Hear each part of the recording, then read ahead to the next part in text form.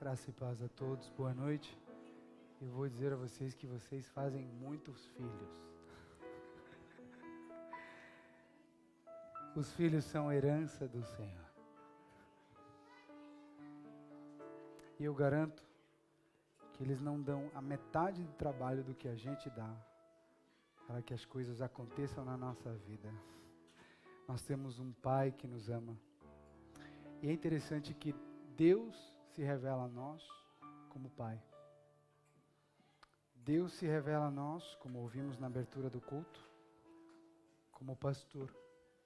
Keller não estava falando de mim, ele estava falando daquele que Pedro chama de Supremo Pastor. Ele está falando do pastor da tua alma, Jesus.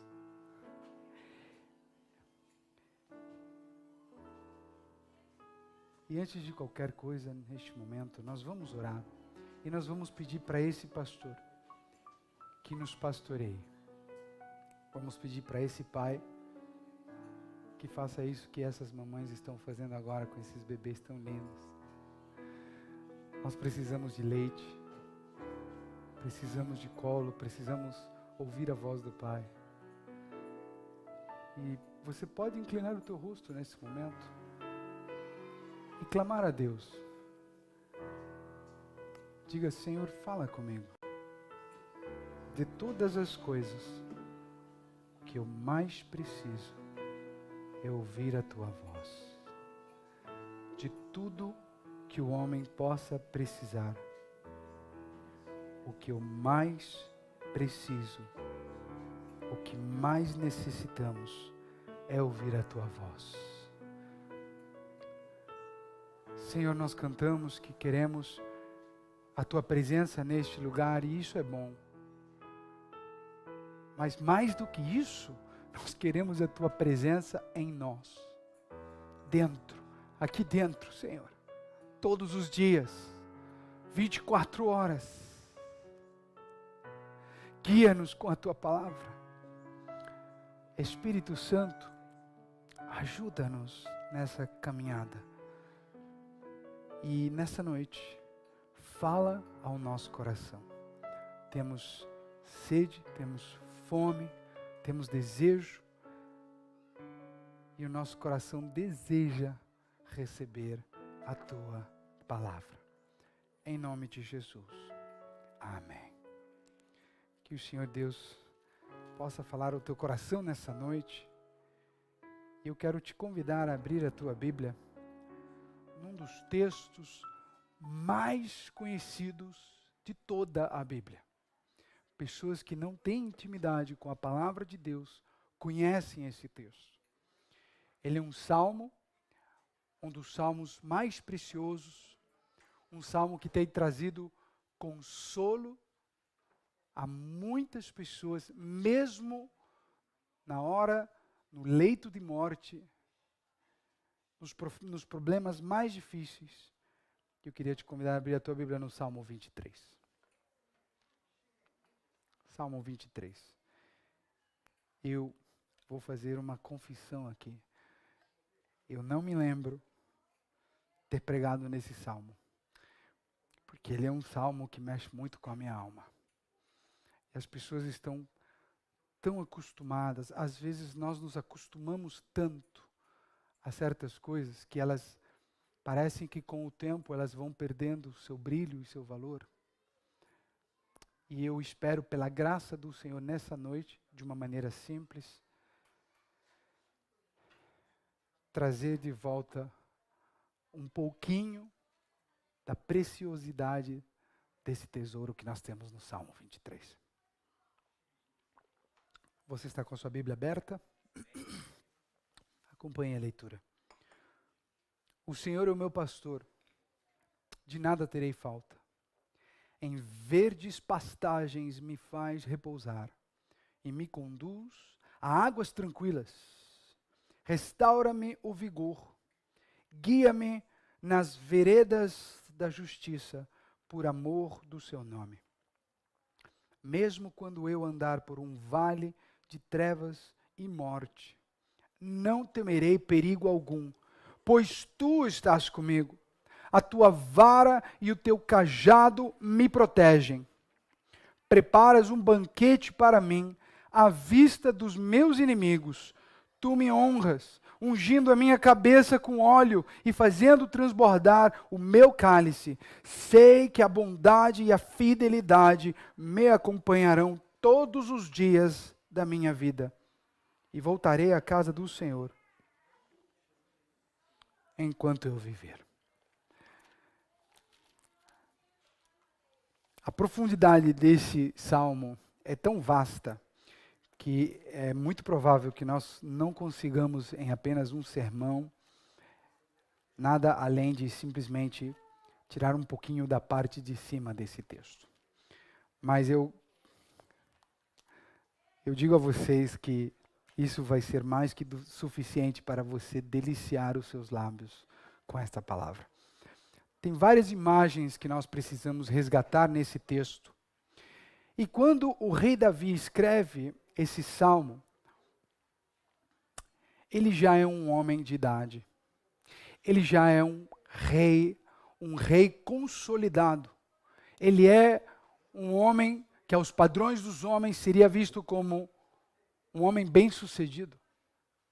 Ele é um rei poderoso e temido por seus inimigos. Um rei que conquistou e estabeleceu o reino de Israel. É um rei que derrotou os seus inimigos. Mas quando ele escreve o Salmo 23, ele está trazendo à memória quem ele era no passado. E nós precisamos lembrar brevemente, não vou fazer disso aqui um estudo, mas eu quero lembrar algumas coisas a vocês. Davi era um pastor de ovelhas. É a primeira linha que você lê nesse texto. O salmo começa dizendo: o Senhor é o meu pastor. Gosto muito dessa palavra. Eu não falo hebraico, mas eu gosto de estudar hebraico. El Rohi. Rohi é a palavra pastor. E El Rohi é um dos títulos atribuídos a Deus. Não é incomum, escute bem, não é estranho tratar a Deus de pastor. Essa imagem é utilizada ao longo da palavra de Deus. Nós vamos observar claramente quando Deus diz para Israel que ele daria a Israel líderes e governantes que governassem com um coração certo, com sabedoria, com entendimento. Ele diz: eu lhes darei pastores, em Jeremias no capítulo 3. Estão comigo? Lá em Zacarias, nós lemos, em Zacarias no capítulo 13, o profeta diz: levante-se, ó espada, contra o meu pastor, contra o meu companheiro, declara o Senhor dos Exércitos. Fira o pastor e as ovelhas se dispersarão, e voltarei minha mão para os pequeninos. Esse é o texto que vai ser citado por Jesus lá depois em Mateus, no capítulo 26. Ferirei o pastor e as ovelhas do rebanho serão dispersas. Pedro vai se referir a Jesus como o supremo pastor, o grande pastor, o maior de todos. 1 de Pedro, capítulo 5. Quando se manifestar o supremo pastor, vocês receberão a imperecível coroa da glória. E finalmente Jesus, lá em João, no capítulo 10, assim como o Keller leu na abertura do culto, revela-se a si mesmo como sendo o bom pastor. Ele fala em contraposição com aqueles que querem usufruir das ovelhas. E em João capítulo 10, isso não é novidade. Você encontra em Zacarias 34 uma palavra de condenação da parte de Deus em relação aos líderes, aos pastores, Deus falando duramente. Porque eles estavam maltratando ovelhas que já vinham maltratadas. Jesus diz: o bom pastor a sua vida dá pelas suas ovelhas. E eu não quero que você olhe para mim e diga: ai, como eu amo o meu pastor. Ele está falando dele. Foi ele que foi pendurado na cruz do Calvário. Sem ele, nem quem está pregando atrás deste púlpito, nem pessoa alguma seria nada que pudesse impressionar a Deus. Eu sou o bom pastor. Mas nós precisamos entender, voltando ao Salmo 23, porque uma das coisas que não é peculiar no Salmo 23, e Davi faz isso, ele diz, o Senhor é meu pastor. Deus havia se manifestado como pastor da nação, pastor de Israel. Jesus está falando em relação a um rebanho, mas aqui há um sentimento da parte de Davi em relação a Deus. Ele é o meu pastor, porque Davi se via e se entendia como ovelha do Senhor. E nós precisamos lembrar um pouquinho de onde que Davi está tirando essa imagem. Sabe, por muito tempo, eu tive uma compreensão errada desse texto. Se você buscar na internet, Bom Pastor, Salmo 23, e você vai e clica nas imagens, você vai ter todo tipo de desenho lindo e maravilhoso. Umas paisagens que parecem tiradas de filmes de Hollywood, do Senhor dos Anéis, são pastos exuberantes, verde que não cabe mais, ovelhas gordinhas e maravilhosas, e aquele verde abundante. Só que Davi não morava na Islândia. Ele morava numa faixa desértica a 10 quilômetros de Jerusalém, chamado Belém. Coincidentemente, Belém era o lugar onde o maior de todos os pastores nasceria. Coincidentemente, linhagem do rei Davi. Então, quando Davi diz, o Senhor é o meu pastor, ele provavelmente não tinha em mente nada parecido com o jardim do Éden. Ele tinha em mente o lugar onde ele pastoreava as ovelhas. Ele tinha em mente o lugar que ele conhecia, aonde todas as madrugadas ele precisava acordar cedo para levar o seu rebanho. Ser pastor era uma profissão, no mundo antigo, relegada a um povo de baixa classe. Porque na medida em que as pessoas foram migrando para dentro das cidades, somente as pessoas que não tinham oportunidade, as mais simples, iam ficando para fora para cuidar dos animais. Entenda uma coisa, você não podia cuidar, e eu estou dizendo isso aqui porque eu passei a semana inteira aprendendo de ovelha, que eu não sabia nada de ovelha. Muito menos, porque ainda não tive a oportunidade de pisar em Israel, mas graças aí à internet, eu acho que eu já conheço quase tudo que tem lá, gosto de ler muito. E eu morei em Lima, no Peru, quem conhece, Lima é uma faixa desértica também. Queridos, eram os mais pobres, os de mais baixa condição, que eram deixados para ser pastores. Você lembra quando Deus escolhe um novo rei para Israel e ele tinha em mente Davi? Vocês lembram que o seu pai, Jessé, chama todos os seus filhos, menos um. Menos um. Quem de vocês faria isso? Logicamente, porque naquela época era visto como algo baixo. Davi entendia muito bem uma coisa: desprezo. Ao longo da história de Davi, você vê ele desprezado neste momento pelo seu pai, pelos seus irmãos, quando ele vai levar a marmita lá na guerra. Ele é desprezado pelas pessoas que estavam ao redor do rei, quando ele veste a armadura de Saul e ela fica muito grande. Ela é desprezado pelo seu tamanho, ele é desprezado pelo gigante que olha para ele, e só faltou falar, que fofinho, ruivo, pequenininho, que cuti-cuti. E Davi aqui com a onda, e aquele gigante diz, você acha que eu sou um cachorro? E quando Davi abre a boca, diz assim, você vem contra mim com suas armas, mas eu vou a ti no nome do Senhor. Ao Senhor você não vai menosprezar. Davi foi perseguido, a sua cabeça estava pedida pelo rei, ele teve que se esconder, ele ele corria risco de morte, ele teve que se fazer passar por louco. Ele teve que passar fome, momentos difíceis. Ele entende, quando ele fala de pastor, quando ele fala de pastagem, quando ele fala de segurança, quando ele fala de provisão, esse homem entende bem. Só que, deixe-me lhe trazer de volta, tira da tua mente aquela montanha completamente verde. Porque se essa imagem que você tem, que Deus vai lhe levar, que o bom pastor vai lhe levar a um lugar onde a grama, ela é abundante, você vai comer até passar mal e você vai ter tudo o que você tem, que você deseja, e aquele lugar de exuberância, esse texto, ele começa a desviar a sua atenção do pastor e ele se torna mais importante. A ênfase importante é o contexto, a ênfase é o lugar, é o ambiente. Mas não é isso que Davi tinha em mente. Davi não estava pensando em fartura.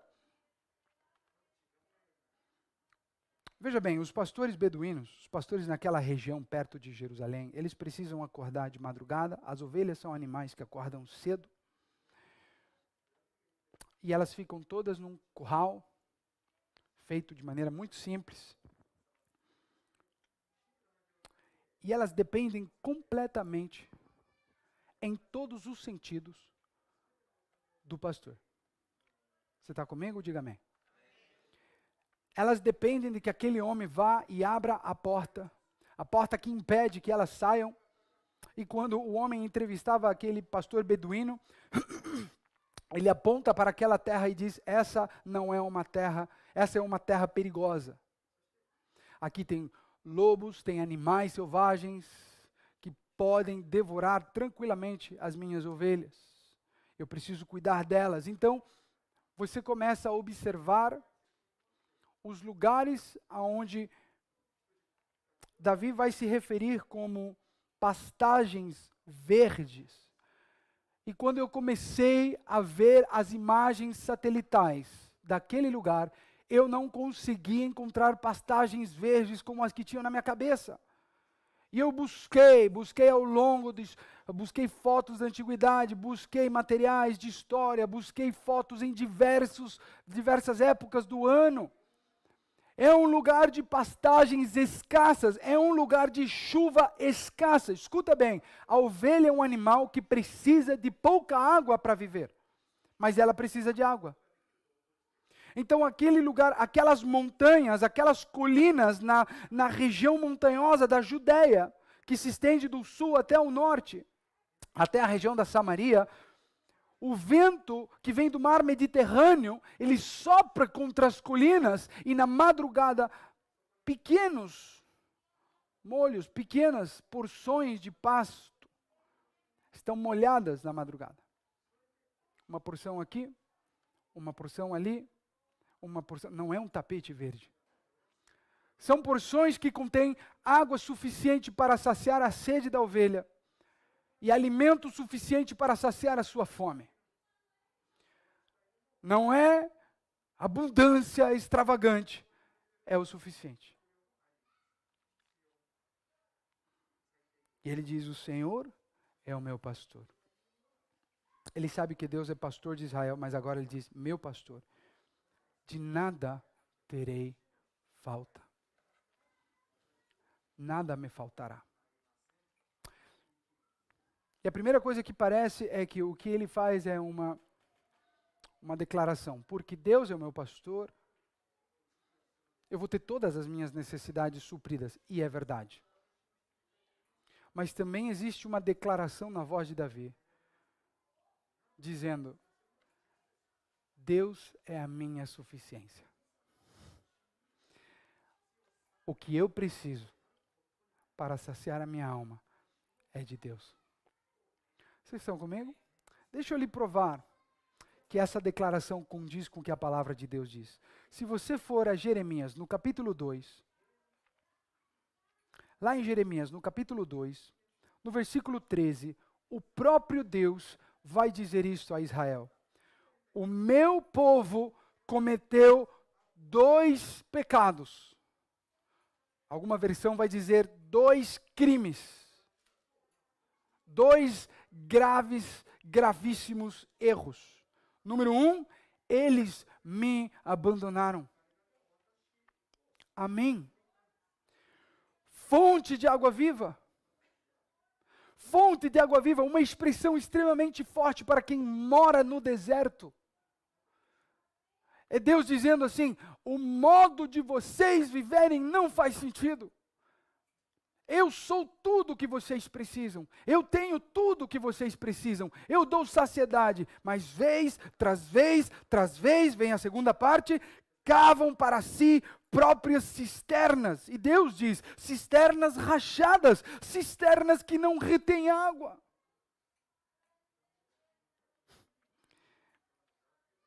Eu estava lendo um livro eu encontrei um livro, se você se interessar, o nome do autor é Philip Keller.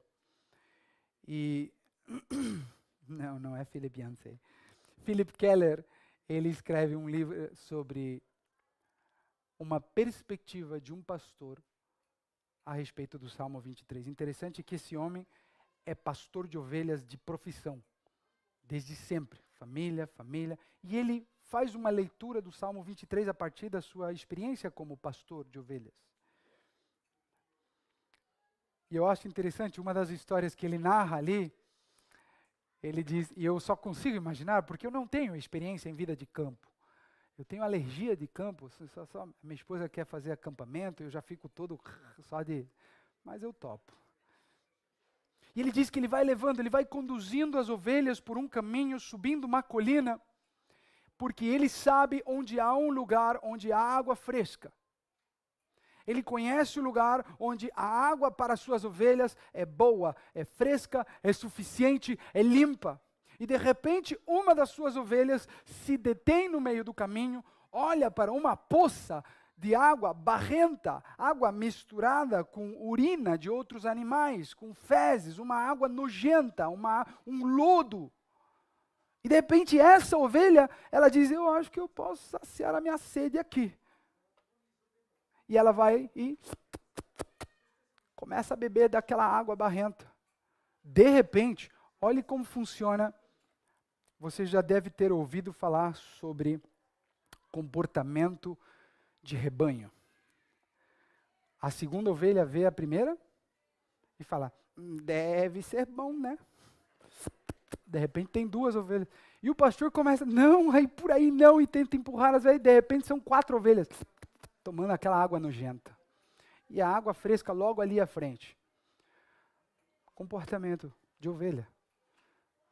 Deus fez as ovelhas, ele sabe muito bem o que é ovelha. E quando ele se apresenta como pastor, o que isso faz de você e de mim? Cavaram para si suas próprias cisternas. Alguns nunca experimentaram a água. Olha bem para mim. Não estou falando só dos que estamos aqui. Alguns nunca chegaram a beber da água que jorra para a vida eterna. Porque pararam no meio do caminho e saciaram sua sede com água, com lodo. E disseram, bom, não morri, vamos que vamos na luta. Não era isso que Deus tinha para ti. Alguns beberam da água, mas não voltaram.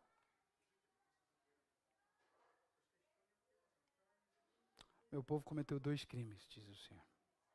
E voltando para o Salmo 23, ele vai dizer, no versículo 2, em verdes pastagens, Deus me faz repousar e me conduz a águas tranquilas. Verdes pastagens no meio do deserto. Só o suficiente. Aqui tem um pouco para te saciar. E o tempo todo cuidando de você. Ali tem mais um pouco. Mas novamente, chegam à nossa vida as ansiedades. Ansiedades que talvez foram colocadas ali porque, veja bem, talvez você tinha na sua mente aquela ideia de uma abundância extravagante. e que tudo que você quiser é só pisar firme, repetir 3 vezes e dar a ordem que Deus vai lhe dar, porque Deus é o gênio da lâmpada de Aladino. Não, Ele é Deus. Ele é o Senhor dos exércitos, Yahweh Sabaoth. Ele é Elohim, Elyon, Deus forte, proeminente, poderoso. É assim que a palavra de Deus se refere a Ele. E aqui, El Rohi, o pastor que cuida do seu rebanho. E sabe o que é interessante quando diz assim, me faz repousar? Bom, vale repetir para aqueles que não conhecem, estão assistindo. Eu gosto muito de ler os textos no original, gosto muito de línguas, gosto de estudar as raízes da palavra. Me deparei com essa palavra que é traduzida como repousar, ou algumas versões diz me fará deitar, certo? O problema é que de todos os animais, e eu não sabia isso, eu confesso a vocês, mas é de conhecimento comum aos pastores, a quem trabalha com ovelhas, que de todos os animais, pensa um animal que não é fácil de você deitar. E no seu livro, este pastor ele dizia, olha, a ovelha talvez seja um animal, é fácil fazer um camelo deitar, é fácil fazer um cachorro deitar, eu não sei gato, mas ovelha é difícil de você fazer deitar. E ele disse 4 coisas. É difícil porque a ovelha, ela não vai deitar se ela se sentir com medo. Se ela tiver medo de algum perigo, ela não deita. Número 2, a ovelha não deita para repousar enquanto ela estiver no meio da fricção com outras ovelhas. Número 3, a ovelha não deita para repousar enquanto tiver insetos, moscas que estão lhe perturbando. E 4, ela não deita para repousar enquanto ela estiver ansiosa por comida. Então o pastor, para deitar essas ovelhas, ele precisa cuidar delas nessas circunstâncias. Ele elimina o perigo com a sua presença. A ovelha sente a presença do seu pastor e se sente segura. No meio do rebanho, do lado do seu pastor, ela se sente protegida. Jesus vai dizer, eu sou a porta. É interessante que a porta, ela não permitia que as ovelhas fugissem e não permitia que animais selvagens entrassem. Não permitia que qualquer animal ou pessoa entrasse com facilidade. Ele diz, eu sou a porta do rebanho. Ninguém entra aqui sem passar por mim, ninguém. E se pular, não é meu. É ladrão. É destruidor. É destruidor. O pastor precisa eliminar as moscas, os insetos. Sabe aqueles pequenos problemas que atrapalham no teu dia a dia? Não é nada grande. A maior parte das vezes que eu sento para conversar, para aconselhar alguém, seja deste rebanho, desta igreja ou de outro lugar, eu percebo que essa pessoa está aflita com pequenas coisas que estão lhe atormentando. Pequenas coisas. Não são muitas as vezes que alguém chega com uma situação de perigo de morte, com uma situação onde se Deus não intervir com algo sobrenatural, realmente perdição está ao final do caminho. São pessoas que estão cansadas, que estão chateadas com comportamentos, com condutas, que dizem não aguento mais. São moscas e insetos que estão o tempo todo lhe perturbando. Ela diz assim, não dá, eu não vou deitar para descansar. Então, o pastor ele faz o quê? Muitas vezes ele separa a ovelha, elimina aquilo que está ali perturbando. E isso requer, às vezes, que a ovelha seja tosqueada. E o pastor ainda, ele mostrou um vídeo da ovelhinha sendo tosqueada, porque havia se prejudicado em sua pele. Então, ela agora está tranquila. Quantas vezes são moscas, são coisinhas pequenas que perturbam a nossa vida e a gente não consegue repouso. Parece que estamos intranquilos. A ovelha não descansa enquanto ela estiver em fricção com outras ovelhas.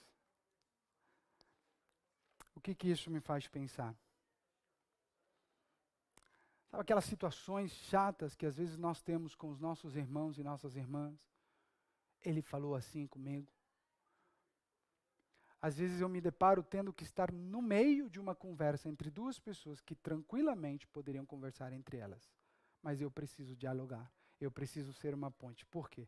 Porque a fricção entre elas está deteriorando o seu relacionamento. Estão comigo? Se tem alguém no teu coração e você não consegue ir lá e falar certos assuntos, falar certas coisas, você não tem tranquilidade. Você olha para a pessoa na rua, você fica incomodado, a pessoa entra no supermercado, você já passa para outra fileira. Algo não está bem. Algo não está bem. Há fricção. Somos um rebanho. E olha que não somos um rebanho tão grande. Então, quando o rebanho aumenta, aumentam os problemas de fricção. Você entendeu? Então, o pastor, ele vem e você vê ao longo do Novo Testamento como Deus trabalha esse problema de fricção no meio do seu rebanho. Resolvam-se, conversem, tenham paciência uns com os outros, amem-se. E o quarto, a ovelha que está ansiosa não descansa, ela não se deita. Jesus vai falar sobre a ansiedade, o próprio Jesus fala de ansiedade, o apóstolo Paulo fala de ansiedade, o apóstolo Pedro fala de ansiedade. O pastor já pregou os últimos 3 domingos sobre ansiedade.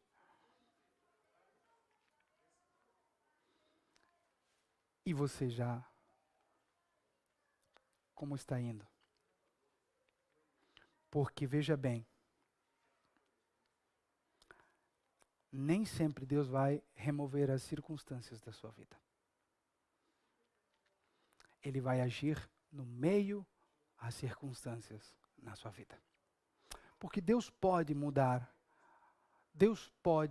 as circunstâncias. Eu creio em um Deus que é soberano sobre todas as coisas. Nós podemos discordar em alguns pontos teológicos, mas a soberania e o poder de Deus, para mim, são inquestionáveis. E eu parto do seguinte ponto. Se Deus que tem poder para mudar o cenário, se Deus que tem poder para devolver a vida aos mortos, para deter o sol, para fazer a água sair de uma pedra, ou as águas do mar partirem em 2, ou pão e peixe multiplicar, ou uma moeda sair da boca de um peixe, se Deus que pode mexer nas circunstâncias, Ele optou por aquela região geográfica para o seu povo, Ele tinha planos nisso. Se Deus é soberano e Ele não muda, Ele não acalma a tormenta, Ele vai agir no meio da tormenta. Se Ele não salva você da fornalha do fogo, Ele vai estar contigo dentro da fornalha da aflição. Ele é o meu pastor. Então chega, aqui no versículo 3, ele me restaura o vigor. E Davi entendia disso. Leia o Salmo 51. Leia como esse homem, sua alma está partida. Leia o desespero, onde ele diz assim: Senhor, restaura o meu espírito.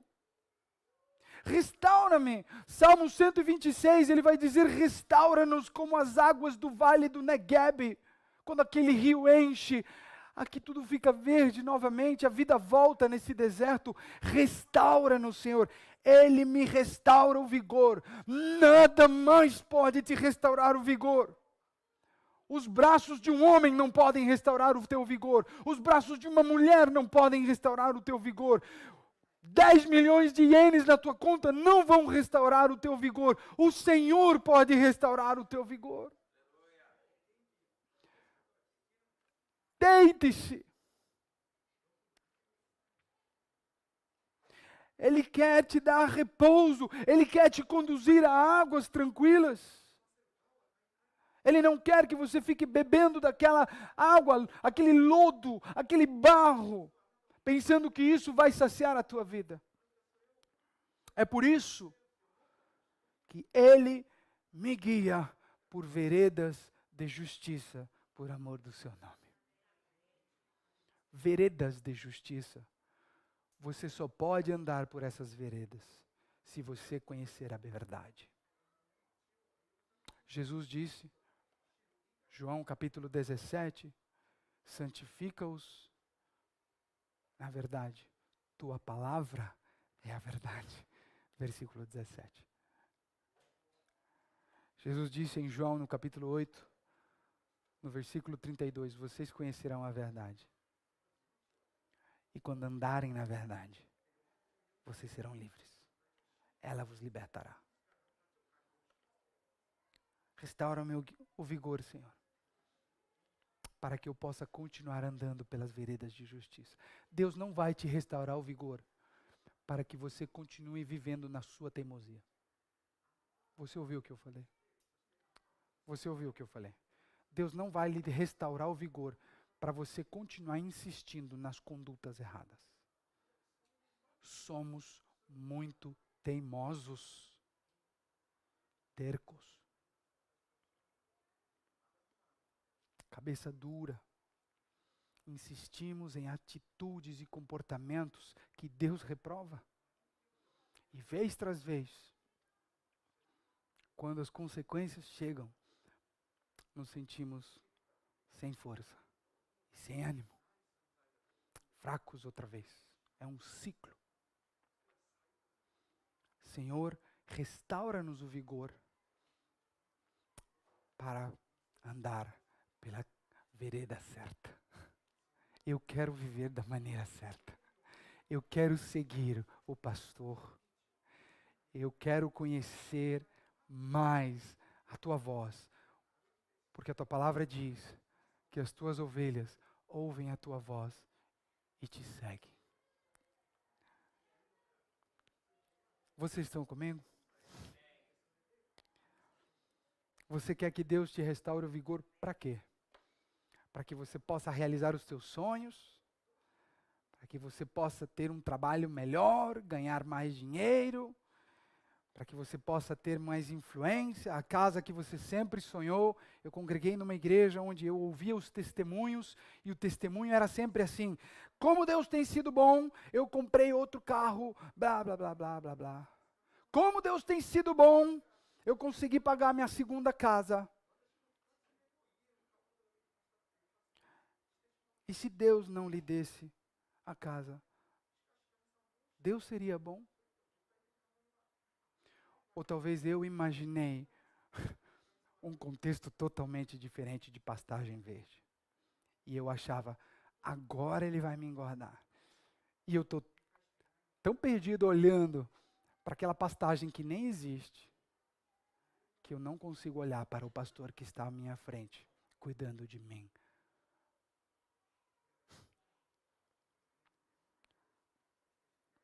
Parece tão pouco, né, meus irmãos?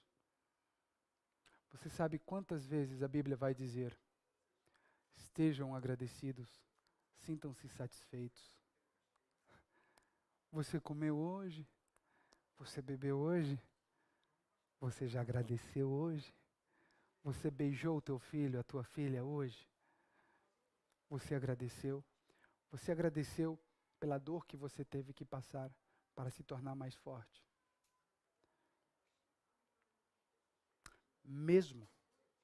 Porque mesmo quando eu andar por um vale de sombra de morte, e eu gosto da tradução da NVI, porque aquela palavra que é usada no texto original, ele dá a ideia de vale, mas um vale sombrio, sombra, um lugar sombrio, e ele também pode ser entendido como a morte. A nossa tradução juntou as duas, o vale de sombra de morte.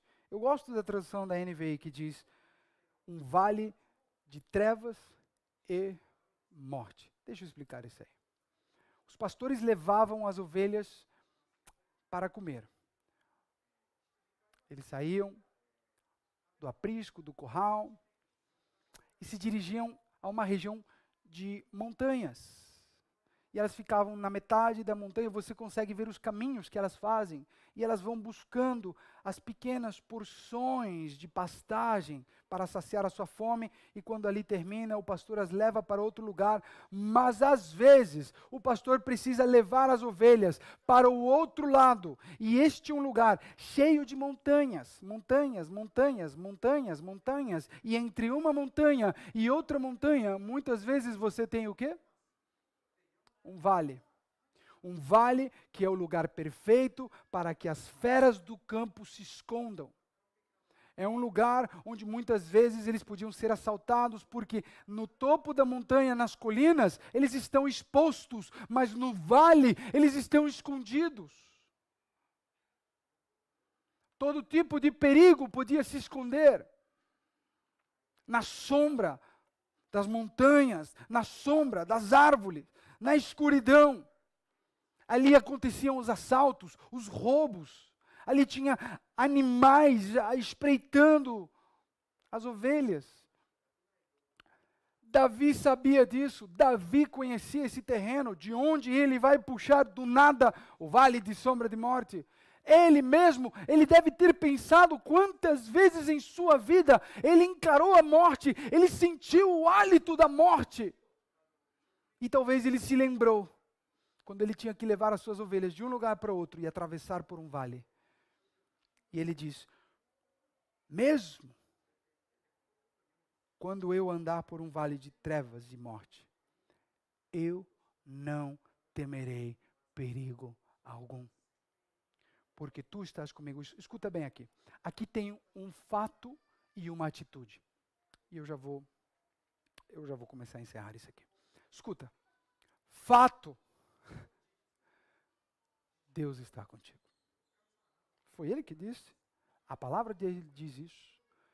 Deus está contigo. Pastor, eu não sinto. Eu ainda não encontrei esse versículo na Bíblia. Sentireis, então sereis, não existe. A Bíblia diz aos que creem. A palavra está ali. A pergunta é, você crê?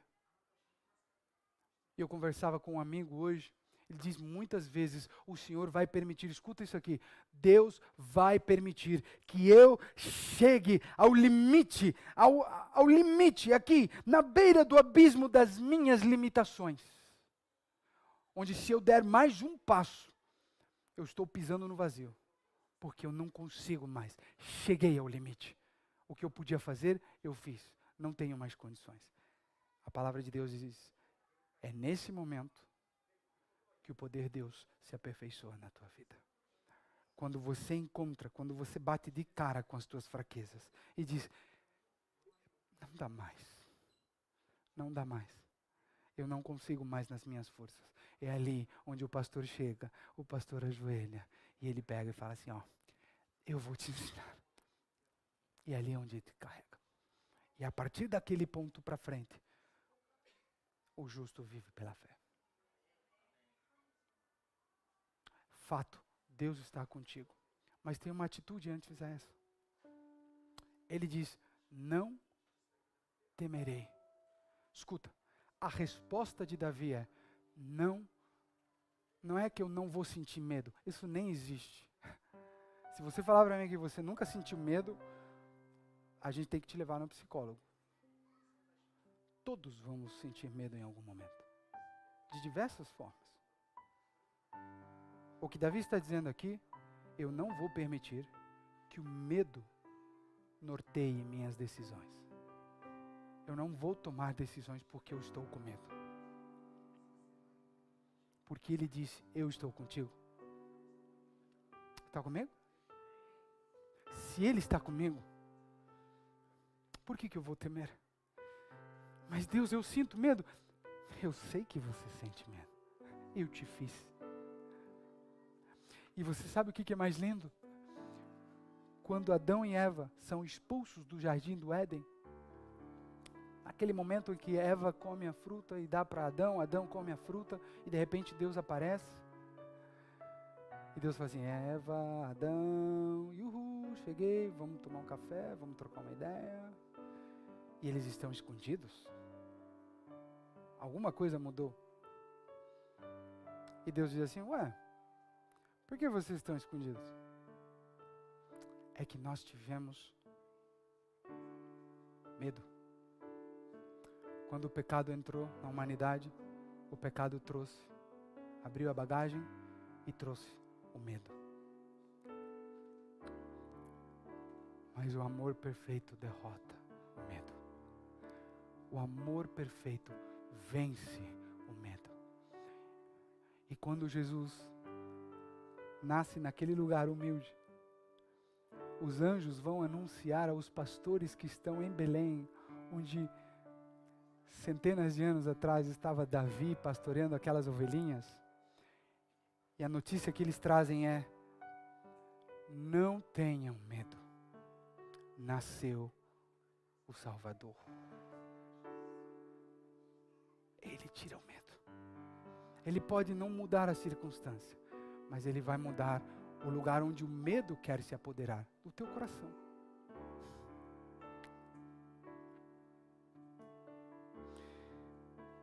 Deus não quer que você seja um extraterrestre. Jesus orou: Senhor, se tem outra maneira, afasta de mim esse cálice. Mas, seja feita a tua vontade, não a minha. Qual é a vontade que nós queremos feita? A sua? Você vai dizer: pastor, me pastoreie naqueles pastos. Aqueles pastos são melhores para mim.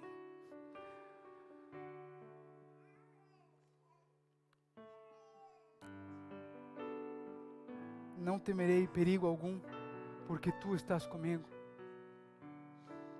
Os perigos vão chegar. Escuta, por favor. Entre hoje e uma promessa feita do Senhor, existe um processo. Nós ouvimos isso ao longo desse tempo. Entre o lugar onde Deus está pastoreando hoje a tua vida e o lugar onde Ele quer te levar, talvez existe um vale. E você vai passar por esse vale. Mas a promessa de Deus é: eu estarei contigo no início, no meio e no fim. Eu não lhe desampararei.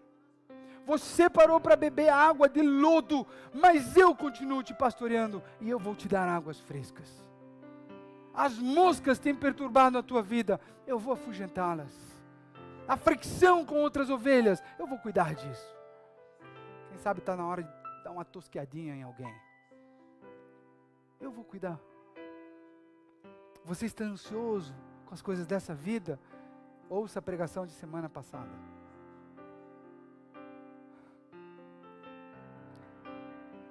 Ele está aí. A tua dor não é pouca coisa para Ele.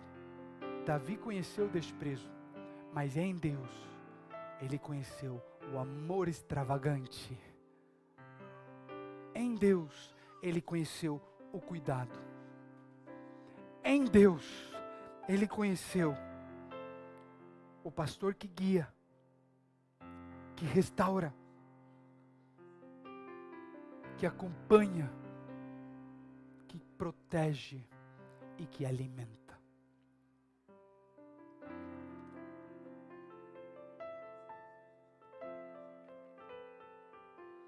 Você vê o desejo de Davi no final desse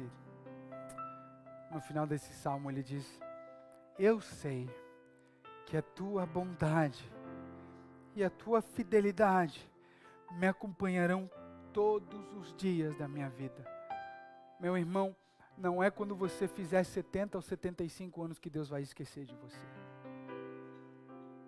Não é porque você ou alguém que você ama passa por uma doença que Deus se esqueceu de você. Não é porque você passa por um momento de tribulação, um vale de sombra, um vale de morte. Não é porque algo ruim para você e para mim aconteceu que Deus perdeu o controle. A bondade e a fidelidade do Senhor nos acompanharão todos os dias da eternidade. Ele prometeu remover toda dor, toda tristeza, toda lágrima Ele vai enxugar. E a esperança que nos move é uma esperança eterna. E aqui na terra, só o suficiente já basta porque a abundância nos espera quando Ele abrir os portões do céu e chamar um por um pelo seu nome. E voltarei à casa do Senhor todos os dias da minha vida. Eu morarei na casa do Senhor. E assim ele encerra esse salmo. Quem sabe você, ou você que não está aqui, mas está acompanhando pela internet, quem sabe o Senhor tenha falado contigo nessa noite. Quem sabe você está no meio de um vale, e a sensação que você tem é: Deus me abandonou. Eu fiz errado. Eu quero dizer mais uma coisa que eu aprendi ouvindo esses pastores humildes com tanta sabedoria. Pastor nenhum abandona suas ovelhas. Ele não vai te abandonar. Os homens cometemos erros. E é por isso que a gente tem que usar muito aquele botão que está escrito perdão. Todos os dias. Pi, pi, pi, pi, pi, pi, pi, pi, pi. Mas Ele nunca falha. Ele é Deus no aprisco, no rebanho. Ele é o bom pastor quando Ele está derramando a comidinha ali para você. Ele é o bom pastor quando Ele te guia às pastagens escassas, mas ali frescas. Ele é bom pastor quando Ele te leva para águas frescas. E Ele é o bom pastor quando você passa pelo vale de sombra e de morte. Inclina o teu rosto. Vamos orar.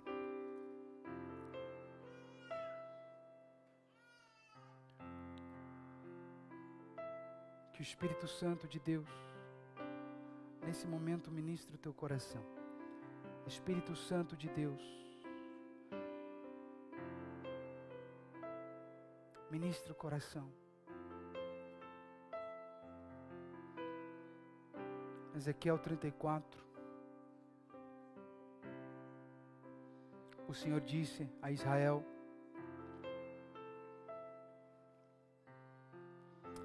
o rebanho ficou sem pastor e por causa disso foi saqueado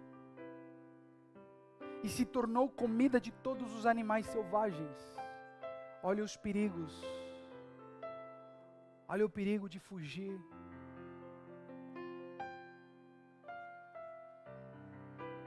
Ouçam a palavra do Senhor.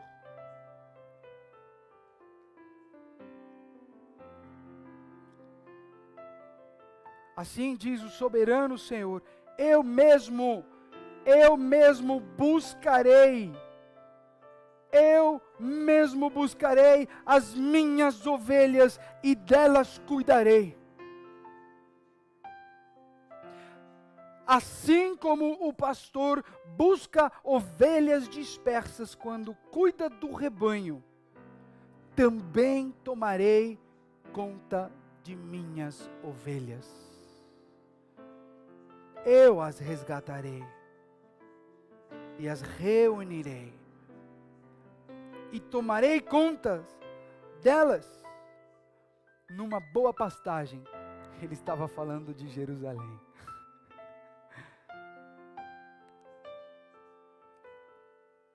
E ali eu vou alimentá-las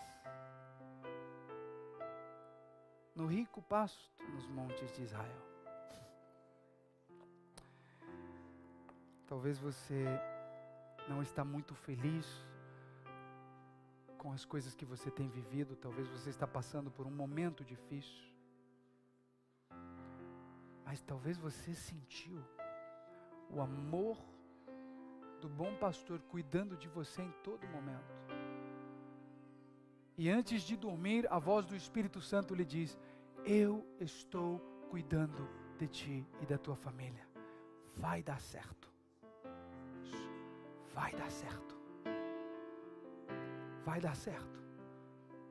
Mas Senhor, o plano errou. Mas eu não errei. Eu não errei.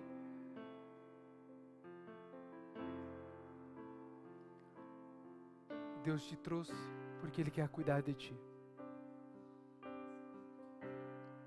E Ele quer forjar em você alguém que possa cuidar de outros também. E Ele sabe que para cuidar de você, Ele precisa fazer você deitar e descansar. Ele precisa que você saiba o que é fome, para você ter gratidão pela saciedade. Você precisa saber o que é sede, para ter a sua sede saciada. Muitos têm sede, muitos têm fome, mas não estão saciando sua fome e sua sede. E Deus diz a mesma coisa que Ele disse em Jeremias 2. Porque eu sou a fonte que jorra água contínua, água fresca. Por que você está sedento, meu filho? Eu sou o pão de vida. Por que você está com fome? Eu sou o bom pastor. Por que você está com medo? Eu sou quem cuida das tuas necessidades. Por que você está ansioso? E sou eu, Yahweh El-Rohi, Jeová, o pastor. Senhor Deus, nós te agradecemos. Nós te agradecemos. Nós te agradecemos por tua presença neste momento. Deixa o Espírito Santo ministrar a tua vida neste momento.